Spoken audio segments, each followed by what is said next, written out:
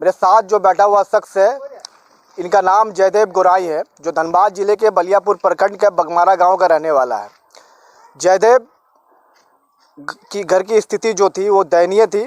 इस कारण से वो कमाने कलकत्ता जाता है। कलकत्ता में काम के दौरान उनके दोनों आँख नष्ट हो जाते हैं, लेकिन उन्होंने हिम्मत अपनी ज़िंदगी में कभी नहीं हारी और आज उनका चयन अंतर्राष्ट्रीय जूडो में हो गया है। जयदेव से पूरी कहानी को हम समझेंगे और उनकी वानगी जो उन्होंने संघर्ष के दौरान पाई है, उन तमाम चीज़ों को जानने का प्रयास करेंगे। जयदेव, बहुत बहुत स्वागत है आपका दी वॉइस ओवर में। बहुत बहुत धन्यवाद सर आपका भी। कैसे हुआ, शुरुआत से बताइएगा। जब आप इस घटना हुआ उसके बाद फिर अंतर्राष्ट्रीय जूडो स्तर तक पहुंचना, ये बहुत बड़ी चुनौती होती है किसी भी निम्न वर्गीय परिवार के लिए। कैसे हुआ ये सब हादसा और उसके बाद ये चयन कैसे हुआ? जी सर, ये हादसा तो मेरा 2016 में हुआ था कोलकाता में काम करते वक्त। तो वहाँ से आने के बाद यहाँ से कुछ पता चला कि ब्लाइंड स्कूल में आप जाओ, वहाँ पढ़ाई करो, वहाँ सब कुछ ट्रेनिंग वगैरह होता है। तो इसी से पता चला दिल्ली में, तो दिल्ली में गया। हरियाणा, जगह का नाम है हरियाणा, दौलताबाद मोड़ जो रेलवे स्टेशन के सामने ही है। एनजीओ का नाम है जनता रेवलिंग ट्रेनिंग सेंटर, जिसका संस्थापक है नरेंद्र शर्मा। तो वहाँ जाने के बाद वहाँ 1 साल ट्रेनिंग किए, जिसमें कंप्यूटर, ब्रेल, संगीत, चेयर केनिंग, उसके बाद आपका है मोमबत्ती वगैरह सिखाते थे। वहाँ 1 साल ट्रेनिंग करने के बाद जूडो के बारे में एक जो वहाँ का हरियाणा का हेड कोच है जूडो में, जिसका नाम है महेंद्र सिंह।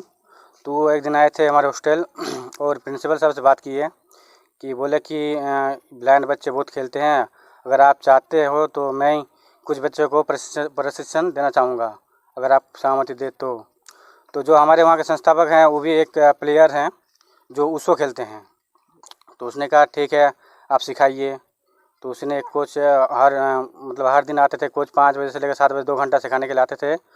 तो वहीं पे हुआ था पहला 2019 में हम खेलने गए थे हैदराबाद, जहाँ मुझे ब्राउन्स मेडल मिला है वहाँ पे। फिर 2020 में गए थे लखनऊ खेलने नेशनल पे, तो वहाँ भी मुझे ब्राउन्स मिला है। और आपका 2021 में गए थे गंगानगर, जहाँ में मुझे कुछ नहीं मिला, वहाँ मैं हार के आया था। उसके बाद इसी 2 तारीख को, ये 2 सितंबर को लखनऊ में हुआ था वर्ल्ड जूडो चैम्पियन का सिलेक्शन। तो वहाँ पे मैंने गया था। वहाँ पे मेरा जो हुआ था 3 बंदे के साथ हुआ था, तो जिसमें मैं पास हुआ हूँ, हारा आया हूँ, उसको जीता हूँ, उससे मेरा सिलेक्शन हुआ है। और मूड जो है प्रिंसिपल, जो वहाँ प्रिंसिपल है, वही हम लोग को मतलब ये करते हैं कि अपने आप को कभी कमज़ोर मत समझो, बेचारा मत समझो, हर काम कर सकते हो, सिर्फ तुम्हारे पास सब कुछ है, सिर्फ आँखें नहीं है, इसलिए अपने आप को कभी कमज़ोर होने मत देना। बस वही प्रिंसिपल जो थे वही हम लोग को हौसला, जज्बा सब कुछ देते थे। जाहिर सी बात है, जब आँख आपकी प्रॉब्लम हुई थी उसके बाद आप टूट गए होंगे। उसके बाद का जो संघर्ष रहा जयदेव, वो संघर्ष कितना करना पड़ा आपको? सर, जब मैं ब्लाइंड हुआ था तो घर में जब 1 साल रहे तो मुझे नहीं लगा था कि जो ब्लाइंड बच्चे भी कुछ कर सकते हैं। मुझे भी लग रहा था कि मेरा ज़िंदगी एकदम बेकार हो गया है और मैं कुछ कर नहीं पाऊँगा। तो ऐसे करते करते जब मुझे पता चला कि ब्लाइंडों का भी हॉस्टल है, तो वहाँ जब मैं पहला बार गया, तो वहाँ जाने के बाद मुझे एक हौसला, एक जज्बा आया। तो जब बच्चों को देखे कि बच्चे वो लोग भी जन्म से ही ब्लाइंड है, वो लोग बहुत खुश है, अपने काम जो भी काम करते हैं एकदम लगन से करते हैं।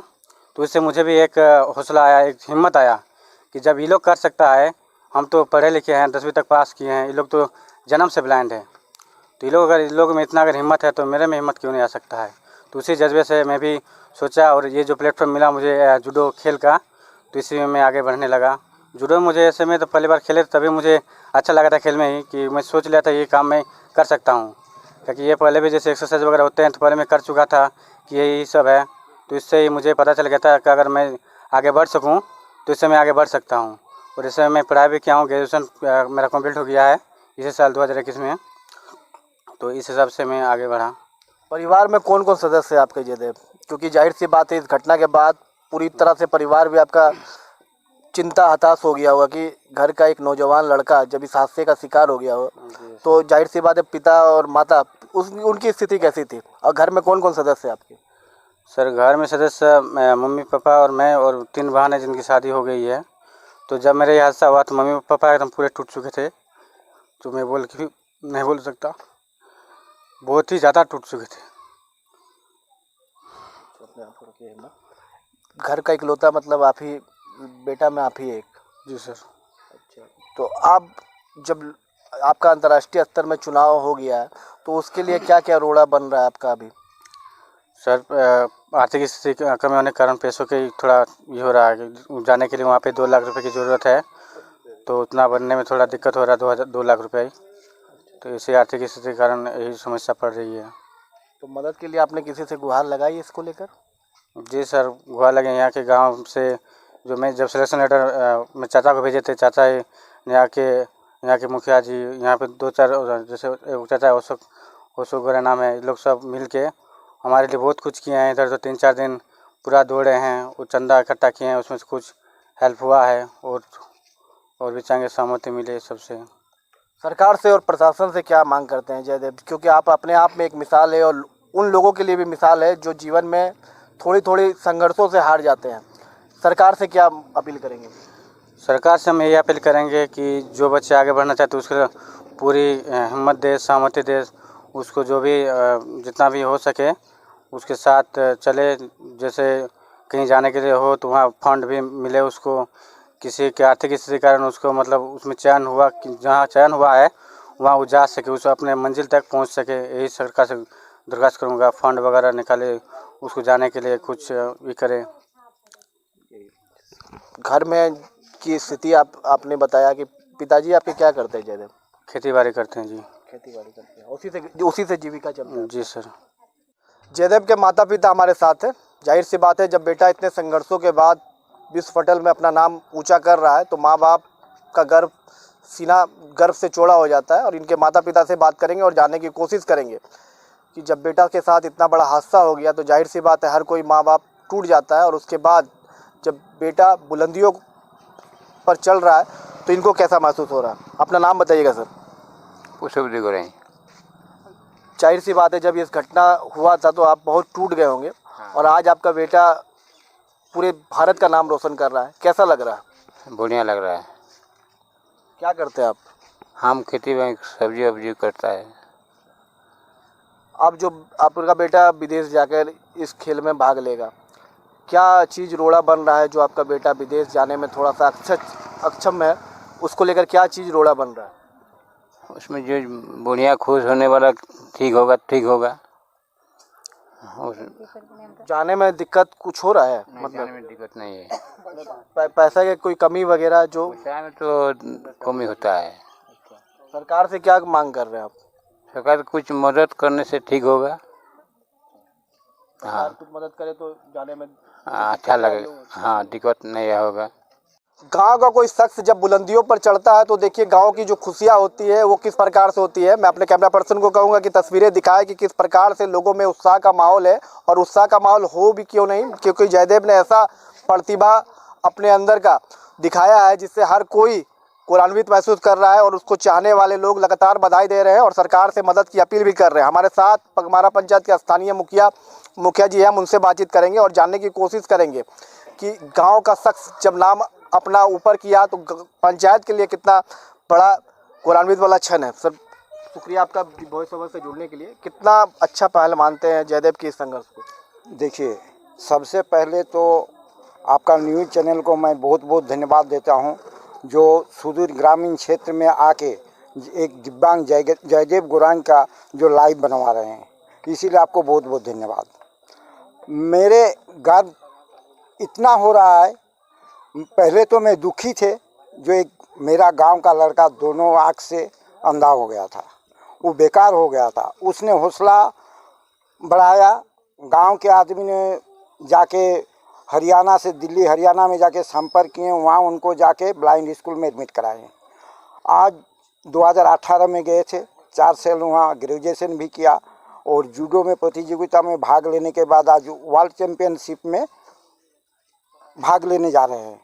तो उनके सबसे बड़ी समस्या, वहाँ से जो एस्टीमेट दिया था 2 लाख रुपया का, तो उनके परिवार वाले को व्हाट्सएप ग्रुप में भेजे, अगर आप लोग कुछ मदद कर सकते हैं तो मैं वर्ल्ड चैम्पियन में भाग लेने जा पाऊँगा। तो उनके भाई वो जो मिलन गोराई है, वे हमसे संपर्क किए, हमको पहले फ़ोन किए, जो मुखिया जी घर में, बोला हाँ घर में है। वो एस्टीमेट के साथ मेरे पास आया, बोला देखिए ऐसा ऐसा परिस्थिति है, जयदेव गोराई का वर्ल्ड चैंपियन में आपका सिलेक्शन हो गया है, तो इसको विदेश भेजना है, लेकिन पैसा का आड़े-हाथ आ रहा है। हम बोला देखिए इतना बड़ा गांव है, अगर कोई एक दिव्यांग लड़का मेरे पंचायत का अगर विदेश खेलने जा रहा है तो इसको हम लोग को हर हाल में चाहे चंदा कलेक्शन करके हो, हम लोग अपने खुद उसको सहभागिता दे, लेकिन इसको विदेश हम लोग का लक्ष्य होगा जो उसको मंजिल पाने तक हम लोग इसको सहयोग करेंगे। हम लोग एक कमेटी बनाएं जो चलिए आज ही कल सवेरे से हम लोग निकल जाएंगे चंदा के लिए।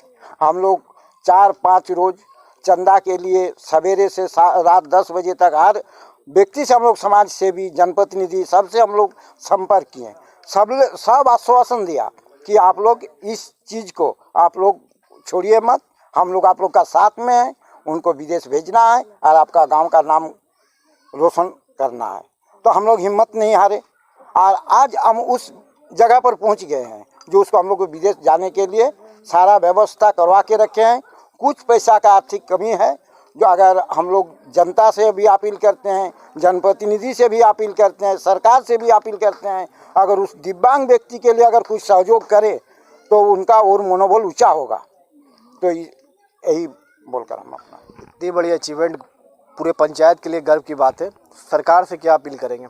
सरकार से मैं अपील करूंगा इसी तरह का अगर कोई दिव्यांग आर्थिक रूप से कमज़ोर हो और कोई चीज़ में वो भाग लेना चाहते हैं, उसका प्रतिभा निखर जाता है, उसका प्रतिभा होती है जो हम आगे बढ़ेंगे, तो हम पूर्ण रूप से सरकार से अपील करेंगे, उनका सहयोग करना उनके लिए दायित्व और कर्तव्य बन जाता है। अनुमानित तौर पर कितना रुपया खर्च का आंकड़ा दिया गया है क्योंकि यहाँ जाने के लिए? वहाँ जाने के लिए 1,92,700 रुपया का एस्टीमेट है। तो आप लोग चंदा वगैरह भी इकट्ठा कर रहे हैं, अभी तक कितना इकट्ठा हो गया? देखिए चंदा हम लोग मोटा मोटी 1 लाख रुपया तक 70-80 से 1 लाख रुपया तक कर दिए हैं। जो पब्लिक देख रहा है वीडियो, आज देखेगा वीडियो, उनसे क्या अपील करेंगे? देखिए जो भी आप अगर किसी हम समाज सेवी से भी अनुरोध करते हैं और जनता से भी अनुरोध करते हैं, अगर जो वीडियो देख रहे हैं सभी से मैं अपील करता हूँ 1-2 दिन के अंदर उनका अगर आर्थिक सहयोग मिल जाए तो उसके लिए और जाने के लिए आसान हो जाएगा। जयदेव गोराई थे जिनको आप सुन रहे थे, दोनों आँख से ब्लाइंड है और संघर्षों के बीच ये अपना चयन अंतर्राष्ट्रीय जूडो में इनका हुआ है। सरकार से अपील कर रहे हैं कि सरकार कुछ मदद करे तो ये भारत ही नहीं, भारत का ही नाम अंतर्राष्ट्रीय पटल में काफ़ी ऊंचा रखेंगे। कैमरा पर्सन धर्मेंद्र के साथ सुमित सिन्हा, दी voice over, Dhanbad. thevoiceover.in. Like, share, and subscribe. www.thevoiceover.in